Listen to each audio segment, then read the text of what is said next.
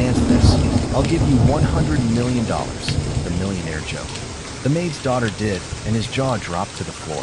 It began with a joke meant to humiliate. This is what happens when you hire from the bottom of the barrel, sneered billionaire Harrison Vanderbilt, his voice echoing through the crystal-lit ballroom of the Vanderbilt Astoria. The crowd laughed nervously as he pointed at Carol Peterson, a hotel maid frozen in shame, clutching a tray of empty glasses. If you can dance better than my wife, I'll give you $100 million. But if you can't, you're fired. 200 of New York's elite looked on, some amused, others horrified. And then, from the shadows, came a voice clear as glass. She won't dance. But I will. A 10-year-old girl stepped forward, standing between her mother and one of the most powerful men in America. This is the story of how a child's courage defied cruelty and changed everything. Just before we dive in, let us know in the comments where you're watching from today. We love seeing how far these stories reach. And make sure you're subscribed so you don't miss tomorrow's special video. Now let's jump back in. Enjoy the story. A little girl stood against a giant, her courage the only weapon she had. She was about to accept a challenge that could save her mother's life or destroy them both. The world held its breath, wondering if a child's spirit could truly move a mountain of grief. The grand ballroom of the Vanderbilt Astoria Hotel glittered with a cold, sharp light. It was a light that bounced off diamond necklaces and reflected in glasses of champagne that cost more than a month's rent. The air itself seemed heavy, thick with the scent of expensive perfume and the low, confident hum of old money.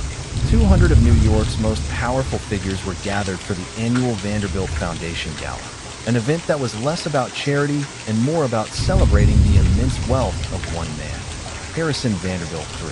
Harrison, a man whose tailored suit was as sharp as his tongue, surveyed the room from his perch near the stage. His face, edged with the permanent scowl of someone who had never been told no, scanned the crowd. He wasn't looking at his guests. He was inspecting them, judging the quality of their jewels, the sincerity of their smiles. To him, people were assets or liabilities, and tonight, everyone was an asset, their presence adding another layer of polish to his formidable reputation. He was a king in his crystal castle, and he enjoyed the view. In the shadows, near a service corridor, a different world existed. Here, the air smelled of bleach and quiet desperation. Carol Peterson, a maid at the hotel for the past 6 years, moved with a practiced invisibility. At 42, her hands were chapped and her back ached with a permanent, dull throb, but her movements were efficient, her face a mask of professional calm. She refilled ice buckets and cleared away abandoned glasses, her path a silent, looping dance around the edges of celebration. Her only goal was to get through the night without being noticed. To be noticed was to risk a complaint, and a complaint could mean losing her job. Losing her job was a catastrophe she couldn't afford to imagine. Tucked away in a small supply closet, her daughter, Emily, sat on an overturned bucket. At 10 years old, Emily was a whisper of a girl, with hair the color of pale corn silk and eyes the color of a summer sky. She was supposed to be with Mrs. Gable next door, but the elderly woman had fallen ill at the last minute. Carol had no other choice. She had brought Emily to work, hiding her away with a worn copy of The Secret Garden and a stern warning to stay silent and out of sight. Emily wasn't reading. She was listening to the muffled sounds of the orchestra, her small foot tapping a rhythm against the concrete floor. She could feel the vibrations of the bass through the soles of her worn sneakers. In her mind, she was on that dance floor, not as a guest, but as a performer. She imagined herself spinning under the grand chandeliers, her simple dress transformed into a costume of flowing silk. It was a secret dream, one she and her mother rarely spoke of anymore. It was a dream from before the sickness, before the mountain of bills had buried it. The sickness had come for her father first, a swift and merciless cancer that had stolen him and every penny of their savings. Then, it had come for Carol. Not a cancer, but a persistent, debilitating illness that required treatments not fully covered by her meager insurance. The debt was a living thing, a monster that grew larger every month. It was the reason for the double shifts, the reason Emily was sitting in a closet instead of a warm bed, the reason the light in her mother's eyes seemed to be dimming. Carol entered the closet, her face etched with exhaustion. Just a few more hours, sweetie, she whispered, handing Emily a small bottle of water. "Are you doing okay?" Emily nodded, forcing a smile. "I'm fine, Mom. I can hear the music." A flicker of pain crossed Carol's face. Before, they had always had music in their small apartment. Her husband, Frank, had loved to waltz with her in the kitchen. And Emily was born to dance. From the time she could walk, she moved with a grace that seemed otherworldly. Frank's father, a decorated war veteran, had been the one to notice it first. "That girl has lightning in her feet and steel in her spine," Sergeant Frank Peterson Sr. used to say, his voice gruff with pride.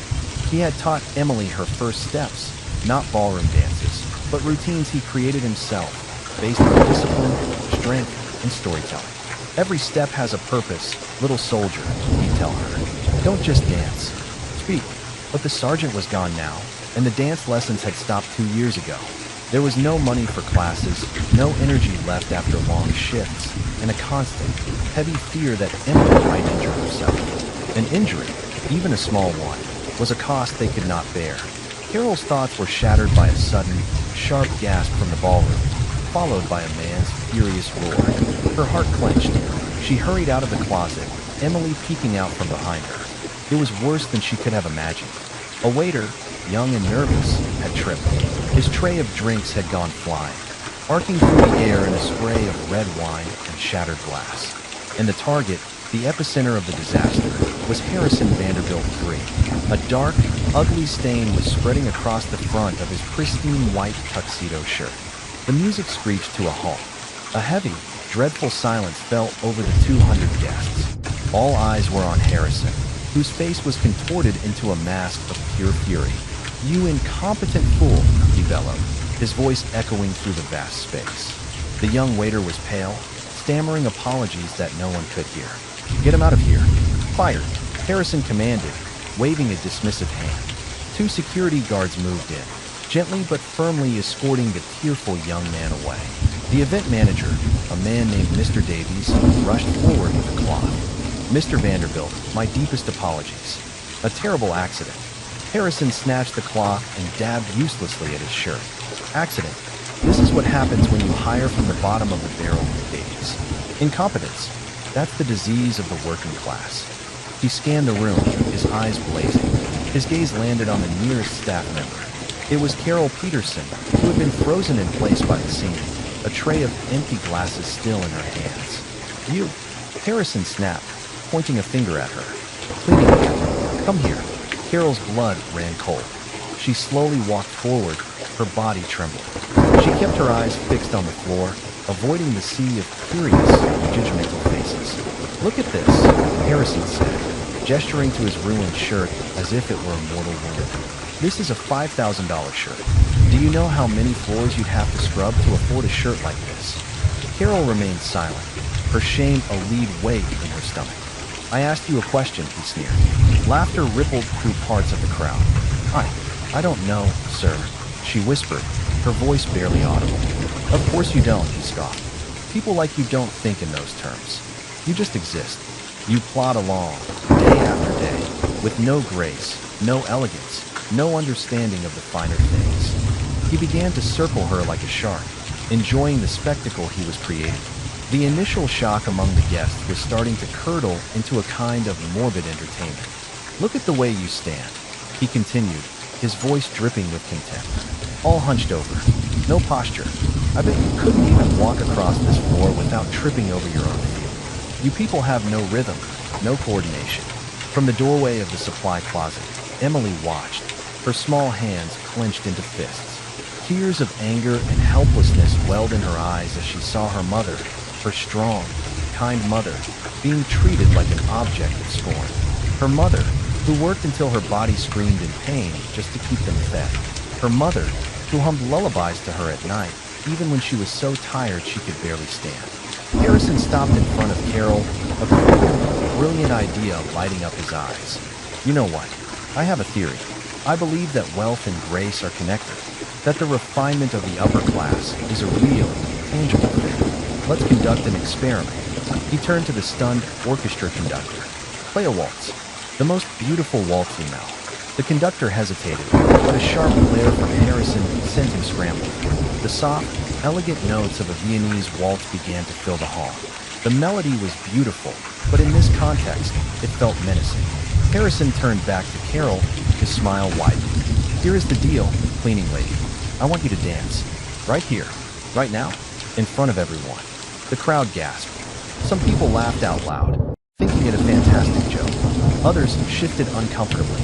This had crossed a line from arrogance into pure cruelty. Carol looked up, her eyes wide with terror. "Sir, please, I can't." "Oh, I think you can," Harrison said smoothly.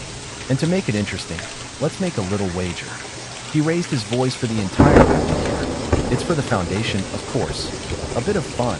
He paused for dramatic effect. "If you can dance this waltz, right now, with more grace than my wife, I will donate $100 million to the charity of your choice." A wave of murmurs and shocked laughter swept through the ballroom. $100 million. The sum was so ludicrous, so impossibly large, that it made the joke even crueler. It was a number meant to highlight the vast, unbridgeable chasm between his world and hers. He was making a promise he knew he would never have to keep. His wife, Beatrice Vanderbilt, a woman who looked like she was sculpted from ice, glided to his side. "Harrison, darling, what are you doing?" she murmured, though her eyes danced with amusement. "Teaching a lesson, my dear. A lesson in natural order." He looked back at Carol, whose face was now ashen. "So what will it be? Dance, and maybe, just maybe, you'll earn a fortune. Or refuse, and I'll make sure you never work in this city again." His voice was low, but the threat was crystal clear. Blackmail, publicly and without shame. Carol stood frozen, trapped between impossible choices. The weight of every eye in the room pressed down on her. The mocking music swirled around her.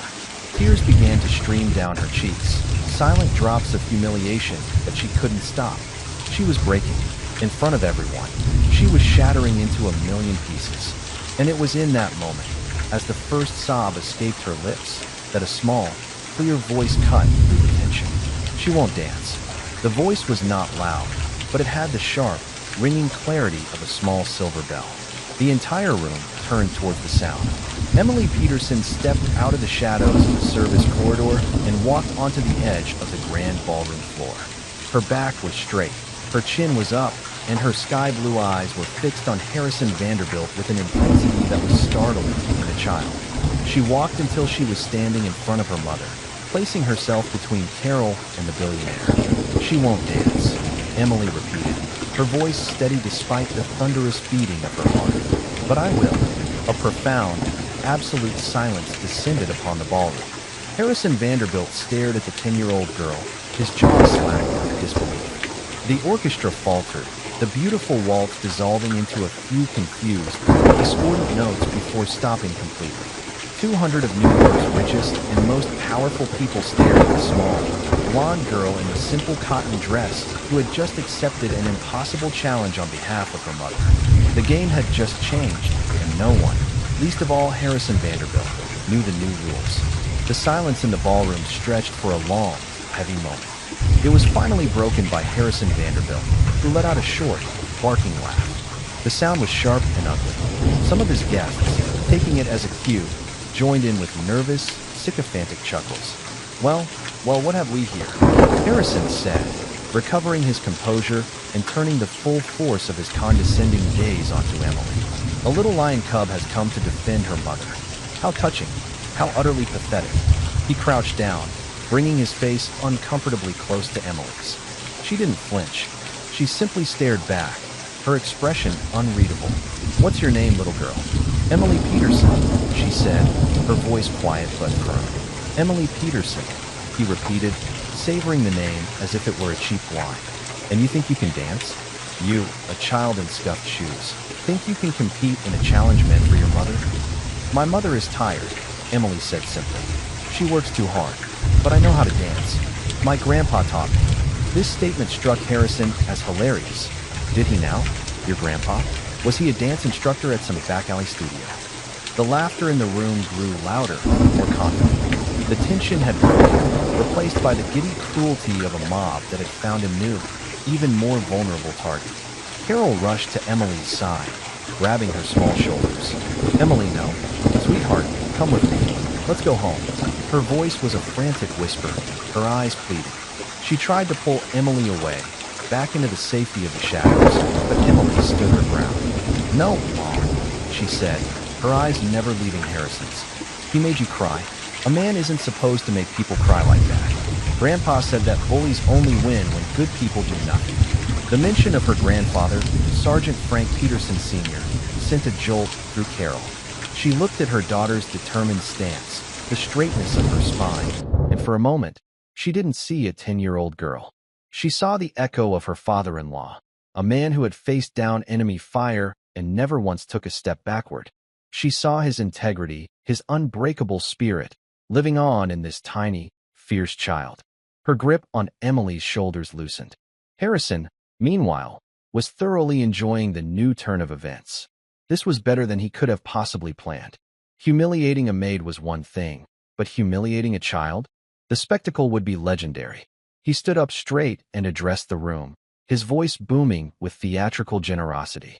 "All right, ladies and gentlemen, we have a new contestant. Little Emily Peterson believes she can dance for her mother's honor. And for $100 million. He paused, letting the absurdity of the statement sink in. "I am a man of my word. The offer stands. If this child can dance the waltz with more grace and skill than my wife, Beatrice, I will make the donation." Beatrice Vanderbilt glided forward. She was a former amateur ballroom champion, a woman who spent 3 days a week with a private tutor from Vienna. She looked Emily up and down, a venomous smile playing on her lips. "This is absurd, Harrison. It's like pitting a racehorse against a stray puppy. It's hardly a competition." "Nonsense, darling," Harrison boomed. "It's entertainment. And we need to set the standard, don't we? You will dance first. Show our little guest what real grace looks like." He then turned back to Emily, his eyes glinting with malice. "But every wager needs stakes on both sides. The $100 million is what you win. We must decide what you lose." He tapped his chin, pretending to think. "I know. When you fail, and you will fail, make no mistake, your mother will not be fired. That's too simple." Instead, his voice dropped, becoming silky and cruel. "She will get on her hands and knees and personally polish the shoes of every single guest in this room. With her own apron. Tonight." A collective gasp went through the crowd. This time, there was no laughter. The cruelty was now so naked, so profound, that it made even the most callous of his guests shift in their seats. He wasn't just humiliating Carol. He was demanding her complete and utter debasement. He was asking her to sacrifice her last shred of dignity in front of her own child. Carol's face went white. "No," she choked out. "You can't. She's just a child. This is between you and me." "It was," Harrison corrected her smoothly. "Until your daughter stepped in. These are the terms. Accept them, or leave here tonight with no job and no prospects. I will personally see to it." He had them trapped, cornered. The choice was between a slow, painful financial ruin or a swift, soul-crushing humiliation. Before Carol could say another word, Emily spoke. "I accept." The words hung in the air, defiant and clear. Carol looked at her daughter in horror, but Emily's expression was calm. It was the calm of a soldier who had already calculated the risks and decided to advance. "Excellent." Harrison clapped his hands together. "The puppy has teeth. Or at least it thinks it does. Let's get this show on the road." As Beatrice began to warm up near the dance floor, doing a few elegant stretches to show off her training, a man quietly moved through the crowd. He was David Miller, the hotel's head of security for over 30 years. He was a tall, broad-shouldered man with a quiet demeanor and eyes that missed nothing. He had served in the army with Frank Peterson Sr. They had been friends. He had known Carol's husband, and he had met Emily a few times when she was a little girl. He had watched this entire, horrifying scene unfold from the back of the room, his anger a slow, burning fire. He approached Carol, who was now standing helplessly by the wall, watching in a state of shock as her daughter prepared to face the lions. "Carol," David said, his voice a low, steady rumble. "Is she sure about this?" "I don't know, David," Carol whispered, her voice breaking. "She's so stubborn, just like her grandfather. She gets an idea in her head." "Frank was the bravest man I ever knew," David said, his gaze fixed on Emily. "He used to talk about her all the time. He said she was special. He said she had a gift." He looked closer at Emily, who was standing motionless at the edge of the dance floor. She wasn't looking at the crowd or at Beatrice. Her eyes were closed, her hands loosely at her sides. She seemed to be gathering herself, drawing strength from some deep, inner well. What did he teach her? David asked softly. He called it story dancing, Carol murmured, remembering. He said that dance wasn't about fancy steps. It was about telling the truth without words. He made up routines for her. One about a lonely soldier, one about a bird learning to fly. I haven't seen her dance like that in years. David nodded slowly. He had a feeling this would be no ordinary dance. He discreetly pulled out his phone, positioning himself to get a clear view of the dance floor and, more importantly, of Harrison Vanderbilt. He pressed the record button. Whatever happened next, the world was going to see it. On the dance floor, Beatrice was ready. She gave the conductor a nod. The orchestra began to play the Blue Danube, a classic, sweeping waltz. Beatrice began to dance, her movements fluid and technically perfect. She spun across the floor, her expensive gown shimmering under the lights. She was the picture of aristocratic elegance. The guests applauded politely. She was exactly what they expected, beautiful, skilled, and utterly devoid of soul. Her dance was a performance of privilege, a demonstration of lessons well learned and paid for. It was impressive, but it was hollow. She finished with a flourish and a confident smile, curtsying to the audience. Harrison applauded the loudest, a smug, triumphant look on his face. Bravo, my dear. An exquisite performance. That is the standard to beat. He gestured dramatically towards Emily. And now, for our main event. The little mouse takes the stage. The laughter was back, but it was more subdued now. A nervous anticipation had settled over the room. Emily walked to the center of the vast, empty dance floor. She looked impossibly small and alone under the glare of the chandeliers. The contrast between Beatrice's shimmering gown and Emily's simple dress, between Beatrice's confident smile and Emily's solemn expression, was stark. The conductor looked at her. "What song would you like, little one?" he asked, his voice surprisingly gentle. Emily looked at the orchestra, her blue eyes scanning the musicians. Then she said, her voice carrying across the silent room, "Do you know Amazing Grace?" A confused murmur went through the crowd. Amazing Grace? That wasn't a waltz. It was a hymn. It was slow, mournful, and completely unsuitable for the challenge. Harrison laughed dismissively. The child doesn't even know what a waltz is. This is perfect. Play it. Play the funeral dirge. The conductor looked uncertain, but Emily gave him a small, reassuring nod. He sighed and turned to his musicians, giving them quiet instructions. After a moment, the lone, haunting sound of a violin filled the air, playing the first few bars of the beloved hymn. It was a melody of sorrow, but also of hope. Emily closed her eyes. She did not assume a classic ballet or ballroom stance. Instead, she stood with her feet slightly apart, her arms at her sides, as if listening to a voice only she could hear. In her mind, she was back in her grandfather's small living room.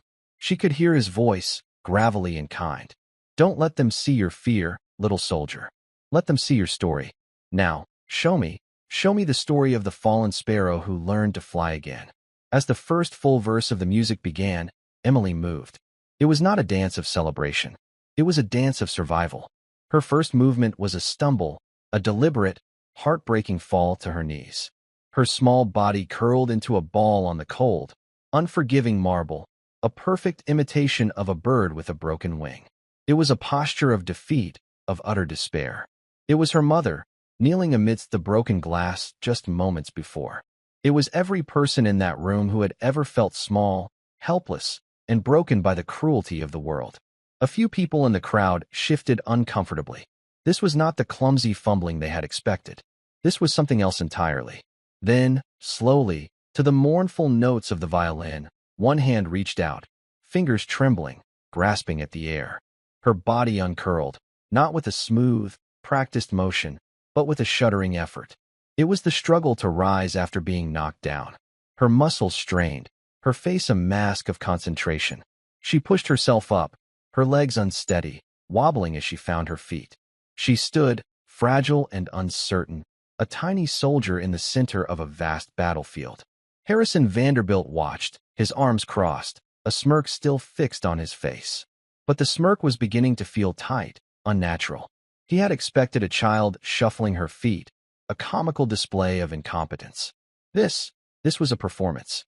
It was strange, unsettling, and it was capturing the attention of his guests in a way Beatrice's technically perfect waltz had not. As the music swelled into its first chorus, a melody of profound sorrow and resilient faith, Emily's movements changed.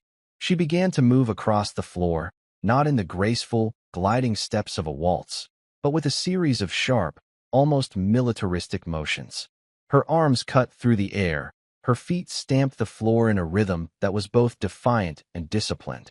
These were the steps her grandfather had taught her, the movements he had designed to build strength and precision.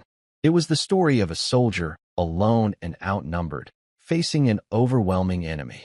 Each step was a battle, each turn a confrontation. She wasn't dancing to the music. The music seemed to be dancing to her. The orchestra, captivated by the raw emotion of her performance, began to follow her lead. The tempo rose and fell with the intensity of her movements. The lone violin was joined by the cellos, their deep, somber tones adding a layer of gravity to the air. Carol watched, tears streaming down her face. But these were not tears of humiliation. They were tears of astonishment and a fierce, surging pride. She recognized the story. It was the one Sergeant Peterson had called The Last Stand. It was the story he had told Emily about a single soldier holding a pass against impossible odds, not for glory, but to protect the people behind him. In this grand ballroom, her daughter was that soldier. She was holding the pass, protecting her mother from the enemy. The dance shifted again. The sharp, combative movements softened. Emily's arms opened wide, her body swaying with a gentle, lyrical grace. She was a bird, testing its mended wing. A series of small, hopeful leaps became larger, more confident. She began to spin, not the tight, controlled pirouettes of a ballerina, but wide, joyful circles, her blonde hair flying out like a halo. She was no longer fighting. She was flying. She was free. The pain and struggle of the first part of her dance were being transformed, redeemed by this soaring, breathtaking expression of hope. The crowd was utterly captivated. The whispers had died. The nervous laughter was a distant memory. No one was looking at their phones. No one was thinking about their stock portfolios or their summer homes in the Hamptons. Every single person was watching the little girl in the simple dress who was telling a story more profound and more moving than any they had ever seen on a Broadway stage. They were seeing their own struggles, their own secret heartbreaks, their own moments of resilience played out on the marble floor. They saw their mothers, their daughters, their own younger selves who had dared to dream in the face of a cold, indifferent world. And in the collective gaze of 200 of New York's most cynical and powerful people, something remarkable happened. They began to feel. David Miller, standing by the back wall, kept his phone steady, his knuckles white. He saw the sergeant in every step Emily took.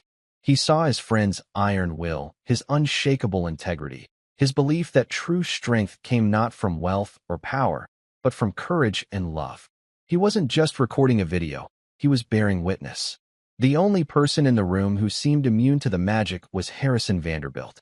His face had gone from smug amusement to confused irritation, and finally, to a dark, simmering rage. This was not how his game was supposed to go. The child was supposed to be a clown, an object of ridicule. But she wasn't. She was a prodigy. She was a star. And she was stealing the spotlight at his party, in his hotel, turning his carefully orchestrated spectacle of cruelty against him. She was making him look like a fool, not through clumsiness, but through a talent so immense it was undeniable. His guests were not laughing at her, they were mesmerized by her. He could feel the mood in the room shifting, turning against him. The admiration in their eyes was an indictment of his own boorish behavior. As the final, soaring notes of Amazing Grace filled the hall, Emily's dance came to an end. She finished not with a bow or a curtsy, but by standing perfectly still in the center of the floor, her chest rising and falling with her breath, her head held high. She slowly lowered her arms and looked directly, not at the audience, but at one man. Her sky-blue eyes, clear and unwavering, locked onto Harrison Vanderbilt. There was no fear in her gaze. There was no anger. There was only a quiet, powerful question. For a full 10 seconds, the ballroom was shrouded in a silence so complete It was like a physical presence. It was a silence of awe, of reverence. Then, one person began to clap. It was an elderly woman in the front row, a respected philanthropist known for her quiet dignity. Her solitary applause was followed by another, and then, like a tidal wave, the room erupted. It was not polite applause. It was a roar. It was a standing ovation. People were on their feet, their faces alight with an emotion that had been absent all evening, genuine admiration. They were clapping for the child, for her courage, for her astonishing gift. They were clapping for the beauty and truth she had brought into this cold, sterile room. Carol sobbed openly, her hand covering her mouth, her heart feeling like it would burst with love and pride. The applause went on, a deafening tribute to the small girl who had stared down a giant and won.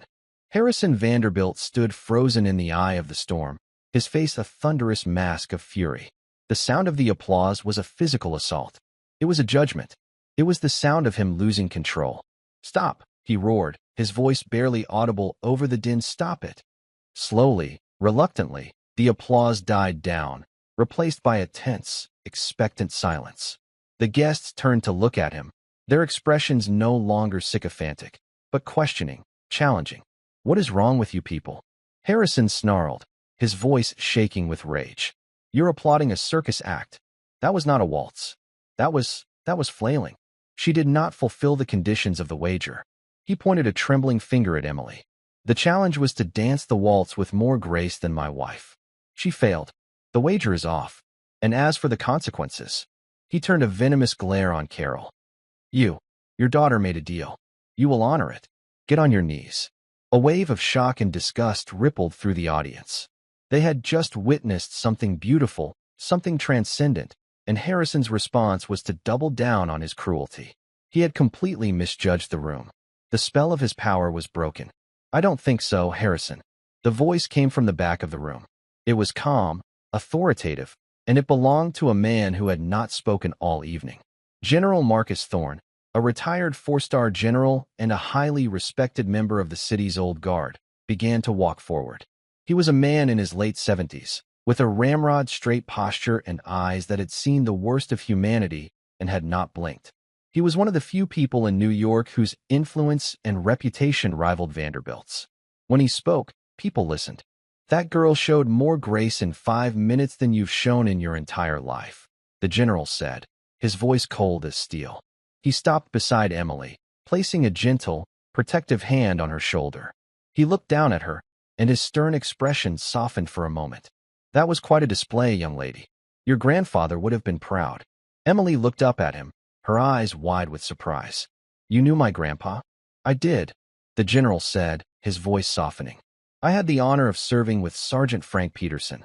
He was one of the finest men I ever knew. He saved my life and the lives of 5 other men during the Battle of Fallujah. He ran through enemy fire, with no regard for his own safety, to pull us out of a burning vehicle. He was awarded the Medal of Honor for his bravery." He turned his piercing gaze back to Harrison Vanderbilt, and now his voice was laced with a quiet, deadly fury. "That man, Harrison, was a hero, a true American hero. And you worthless, arrogant bully, have spent the evening trying to humiliate his family. You tried to debase his daughter-in-law and his granddaughter in front of 200 people for your own sick amusement." The revelation hit the room like a physical blow. The little girl who had just danced for them was not just any child. She was the granddaughter of a Medal of Honor recipient. A legend. The story had just taken on a whole new dimension. The disrespect shown by Harrison was no longer just a personal cruelty. It was an insult to the memory of a national hero. Harrison's face had gone pale. He had known, of course, that Carol's last name was Peterson, but it was a common name. He had never made the connection. He had stepped on a landmine he never knew was there. The general wasn't finished. "The wager," he continued, his voice ringing with authority, "was about grace. And grace, Mr. Vanderbilt, is not about perfect dance steps or expensive dresses. It is about dignity under pressure. It is about courage in the face of cruelty. It is about honor.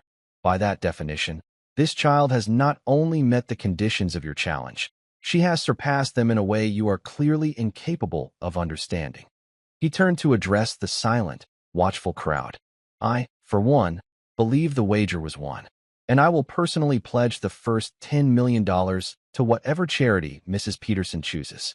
Before the words were even fully out of his mouth, the elderly philanthropist who had started the applause spoke up. "And I will pledge another $5 million. A third voice called out, "Count me in for 5. And then another, and another. It was a cascade. Pledges began flying from every corner of the ballroom. It was a spontaneous, overwhelming rebellion against Harrison Vanderbilt. His guests, the very people whose approval he craved, were publicly and enthusiastically siding with his victim. They were not just donating money, they were casting a vote. They were voting against him. Within minutes, the pledges had soared past 50 million, then 75, then 100. They were collectively, joyfully, fulfilling the promise that Harrison had made as a joke, turning his cruel wager into a stunning reality. Harrison Vanderbilt stood alone in the center of the room, his wife having discreetly melted back into the crowd.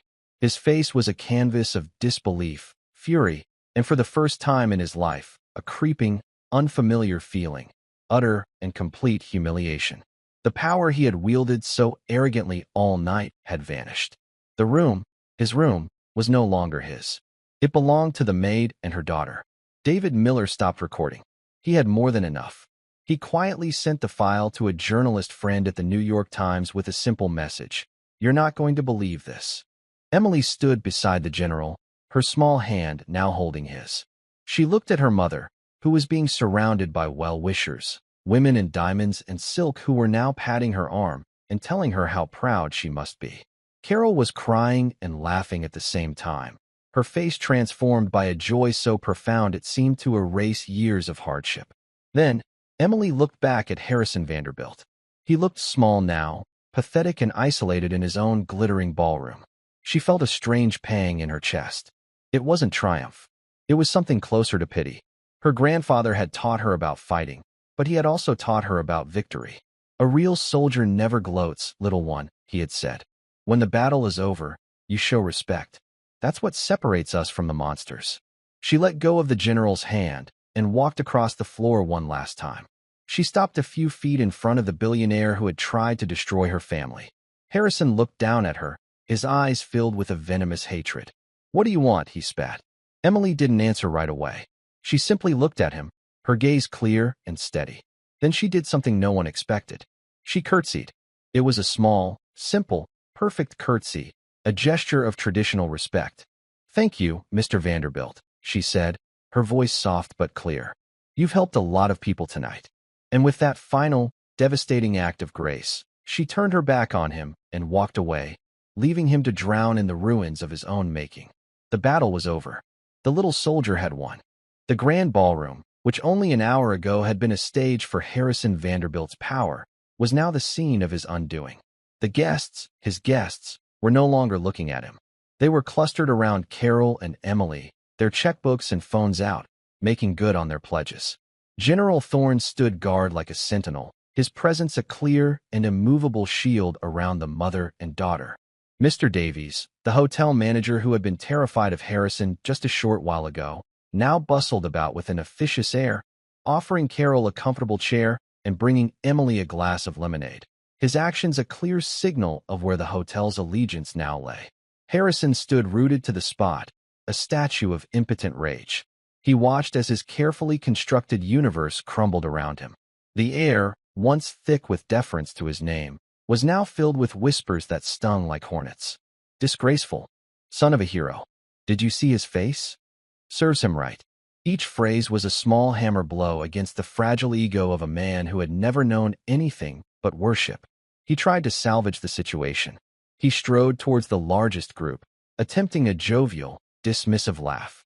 "Well, it seems our little charity event was more successful than I could have imagined," he boomed, his voice strained. "Who knew a little maid's dance could be so profitable?" No one laughed. The crowd simply parted, their backs turning to him, creating a silent, moving wall that excluded him completely. He was a ghost at his own party. The message was clear. His money could no longer buy their respect. Beatrice, his wife, materialized at his elbow. Her face was a frozen mask of fury. "You have made us a laughingstock, Harrison," she hissed, her voice low and venomous. "You and your pathetic, brutish games." You didn't just humiliate yourself. You humiliated me. Our name will be mud by morning." "They're fools," he snarled back, grabbing a glass of champagne from a passing tray. "In a week, they will have forgotten all about it. They'll come crawling back." "Will they?" she asked, her voice dripping with ice. "Or will they be lining up to do business with General Thorne and his newfound protege, the heroic orphan of America's greatest soldier? You haven't just lost a room, you fool. You've lost the narrative." She turned on her heel and walked away, leaving him utterly alone in a sea of his own making. Meanwhile, General Thorne was making arrangements. He had quietly called his personal driver and arranged for a discreet exit for Carol and Emily through a private service elevator. A team from his foundation was already on the phone with Carol, gently walking her through the process of setting up a trust for the donated funds. The sum had officially reached $127 million. "We need to get you and your daughter home," the general said to Carol, his voice kind but firm. "The press will be here soon. It's best if you're not here when they arrive." Carol, still dazed, could only nod. The events of the evening felt like a surreal dream. She looked at Emily, who was now sitting beside the elderly philanthropist, calmly explaining one of her grandfather's favorite dance stories. She seemed completely unfazed by the whirlwind of attention. She had done what she had set out to do. She had protected her mother. For her, the battle was over. David Miller approached the general. "Sir, the car is waiting downstairs. I'll escort them." "Thank you, David," the general said, shaking his hand firmly. "You did a good thing tonight. Frank would be proud of you, too." He then crouched down in front of Emily. "Young lady," he said, "you are a remarkable person. I have a feeling this is just the beginning of your story." Emily smiled, a real, genuine smile for the first time that night. "Thank you, sir, for helping my mom. She has a good daughter," the general replied, his eyes crinkling at the corners. "That's the best help she could ask for." Escorted by David, Carol and Emily slipped out of the ballroom, leaving behind the glittering chaos and the simmering rage of Harrison Vanderbilt. They rode the service elevator down to the basement parking garage, the silence a stark contrast to the noise upstairs. As they stepped out into the cool night air, the reality of what had happened began to sink in. They didn't speak on the ride home in the general's plush-town car.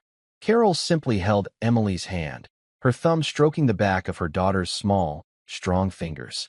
The numbers, the pledges, the standing ovation, it all felt secondary. The one thing that shone with brilliant clarity in her mind was the image of her daughter, small and defiant, stepping out of the shadows to stand for her. The monster of debt that had haunted their lives, that had woken Carol in a cold sweat night after night, had been slain. Not by a prince or a fairy godmother, but by a 10-year-old girl with lightning in her feet and steel in her spine. When they arrived at their small, third-floor walk-up apartment, the place looked exactly the same, but everything was different. The worn sofa, the dripping faucet, the stack of unpaid medical bills on the kitchen table, they had lost their power. They were just things, not threats. Carol tucked Emily into bed, pulling the thin blanket up to her chin. "You were so brave tonight, sweetie," she whispered, her voice thick with emotion. "I have never been so proud in my entire life." Emily looked up at her, her eyes heavy with sleep. "I love you, Mom," she murmured.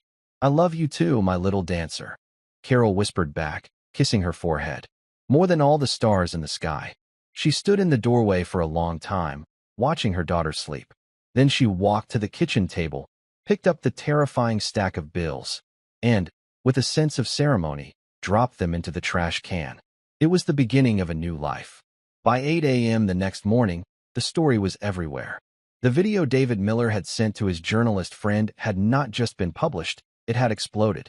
It was the lead story on every news website, every morning show, every social media platform. The headline in the New York Times read, "Vanderbilt's Folly. Billionaire humiliated by Maid's daughter in $127 million charity dance-off." The video was devastating. It showed Harrison's cruelty in stark, undeniable detail. His sneering words, his public blackmail, his rage-filled attempt to deny Emily her victory. It was all there for the world to see. In contrast, Emily's quiet dignity and her breathtaking, emotional dance were even more powerful on screen. The internet fell in love with her. She was dubbed the Vanderbilt Waltz Girl, a symbol of courage and grace. Memes were created, Harrison's furious face next to Emily's calm one, with captions like "Grace under fire" and "The real rich." The backlash against Harrison Vanderbilt was immediate and catastrophic. The stock price of Vanderbilt holdings plummeted by 30% at the opening bell. Sponsors of the Vanderbilt Foundation Gala began pulling their support, issuing public statements condemning Mr. Vanderbilt's abhorrent behavior. The board of directors of 3 major corporations on which he sat called emergency meetings. By noon, he had been asked to resign from all of them. His social world evaporated. Invitations were rescinded. Phone calls went unreturned. The powerful friends who had laughed at his cruel jokes the night before were now publicly distancing themselves from him, treating him like a contagion. In the brutal, unforgiving calculus of public opinion, Harrison Vanderbilt had become a liability. He was no longer a king. He was a pariah. For Carol and Emily, the world had also turned upside down, but in the most wonderful way. Their small apartment building was besieged by news vans. Bouquets of flowers from anonymous well-wishers crowded the hallway. General Thorne had provided them with a lawyer and a financial advisor, who were now managing the flood of requests and the logistics of the newly formed Peterson Grace Foundation. Carol, with the general's guidance, had chosen the charity. The foundation's mission would be to provide financial aid to families buried by medical debt and to fund arts programs, specifically dance programs, for underprivileged children. The story had touched a nerve across the country, and donations from the public began to pour in, swelling the foundation's endowment even further. Life changed in 1,000 small and large ways. The first thing Carol did was quit her job at the hotel, submitting a simple, dignified letter of resignation. She then paid off every penny of their debt. For the first time in years, she felt the crushing weight lift from her shoulders. She could breathe again. They moved from their small, cramped apartment to a comfortable, sunny house in a quiet neighborhood with a small backyard. It wasn't a mansion, but to them, it felt like a palace. The most important feature of the new house was a room with a polished hardwood floor and a wall of mirrors. It was Emily's dance studio. Emily was offered scholarships to every prestigious dance school in the country, from Juilliard to the School of American Ballet. But after visiting several, she made a decision that surprised everyone. She chose a smaller, less famous school run by a retired Russian prima ballerina named Madame Anya Volkov. Madame Volkov was known for her focus not just on technique, but on the emotional storytelling of dance, the very thing Sergeant Peterson had instilled in Emily. When they met, the elderly woman watched Emily dance for a full 10 minutes in silence. Then she simply said, "You have an old soul, child. You do not dance to impress. You dance because you must. This is a rare gift. I will teach you how to protect it." Emily thrived under Madame Volkov's tutelage. She learned the discipline of classical ballet, the freedom of modern dance, and the intricate rhythms of a dozen other styles. But she never lost the raw, emotional core of her grandfather's teaching. Her dancing was a unique fusion of military precision and breathtaking grace, a style that was hers and hers alone. She remained grounded, despite the fame. General Thorne acted as a grandfather figure, shielding her from the worst of the media glare and ensuring she had as normal a childhood as possible. She went to school, made friends, did her homework, and spent her evenings and weekends in her studio, pouring all the joy and sorrow and wonder of her young life into her movements. The world watched her grow up. Occasional news stories would show her winning competitions, her talent blossoming into something truly world-class. She never gave interviews about that night at the hotel, but she didn't have to. Her dancing said it all. It spoke of strength born from hardship, of beauty found in unexpected places, of the quiet, unshakable power of a loving heart. And Harrison Vanderbilt? He disappeared from public life. He and Beatrice divorced. He sold his company at a massive loss and retired to a private island, a king in a kingdom of one. Sometimes, late at night, when the news would show a clip of a now teenage Emily Peterson soaring across a stage, he would watch, his face a mixture of resentment and a strange, grudging awe. He had tried to make her small, but instead, he had made her limitless. He had set out to prove that grace was a product of wealth, but she had proven it was a product of the soul. He had joked about giving her $100 million, and in the end, that was exactly what it had cost him. He had lost a fortune, but he had lost so much more. He had lost his name, his power, and the one thing he could never get back, his story. Because his story was no longer his. It was, and would forever be, a footnote in the story of the girl who danced.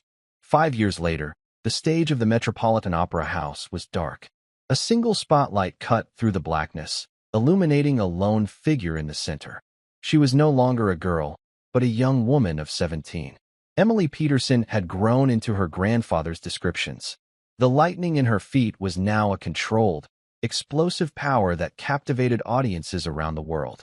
The steel in her spine was visible in her flawless posture, her unwavering confidence, her command of the stage. Tonight was the premiere of her first original production, a full-length ballet she had choreographed herself. It was titled The Last Stand. In the audience, Carol watched from the front row, seated between General Thorne and a beaming Madame Volkov. Carol was a different woman now.